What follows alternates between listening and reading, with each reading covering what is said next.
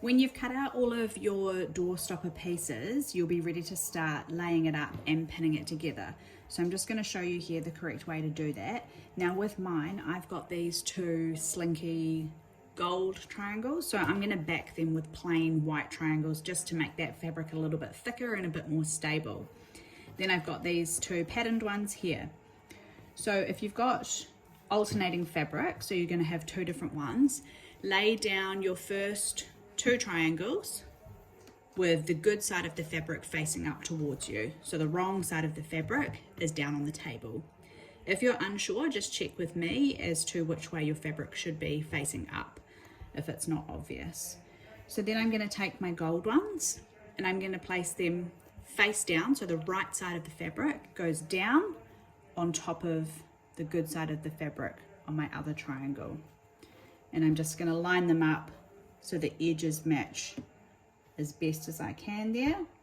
Now because I'm going to back this gold one with this plain white to strengthen it, I'm just going to place that on top of there as well. So lining all of them up so that the edges match up nicely and they're well lined up. If you've got four triangles that are all the same fabric, I'll show you how to lay that up. You're just going to go right side facing up, so that's the wrong side there, right side facing down, and then same for your other set, right side facing up and right side facing down, and then you'll just pin down either side.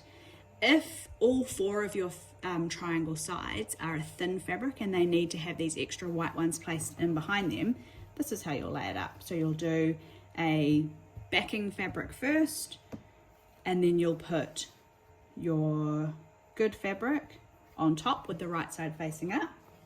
Then you'll do good fabric, right side facing down, and then a backing fabric on the back there, and then that's where you'll pin and sew down there, and you'll do exactly the same for this other set. So really you're just sandwiching it. So we've got backing fabric, good fabric, backing fabric. Now I'm going to use some pins here, and I want to pin down the sides of my triangle, so I can either pin down this side and this side, or this side and this side. So whatever side you choose to pin down, make sure you do it the same on both triangles.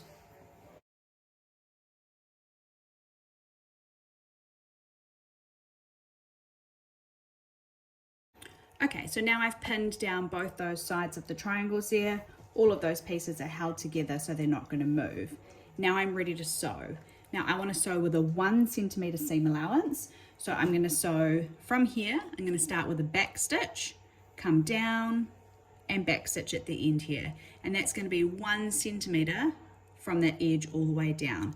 And I'm going to do exactly the same here. Alternatively, if you're not a really confident sewer and you're not so sure about using those seam allowance lines on the sewing machine to be able to get that 1 centimeter from the edge, before you pin your pieces together, you might like to grab one of these pattern making set squares. They have a 1 centimeter edge already marked on them. So you could take that edge on the ruler, line it up with the edge of your fabric here, like that, and then use a pencil or something light and sharp to give yourself a line on your fabric.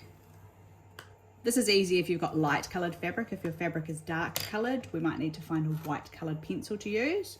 So once you've put that line on there, then you'd want to put your pins back in, and then you're ready to take it to your sewing machine and you can sew it.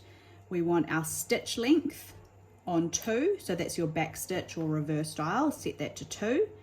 And you want your zigzag dial set to 0 because we want a straight stitch. And don't forget about your back stitch at the start here and right up here at the finish.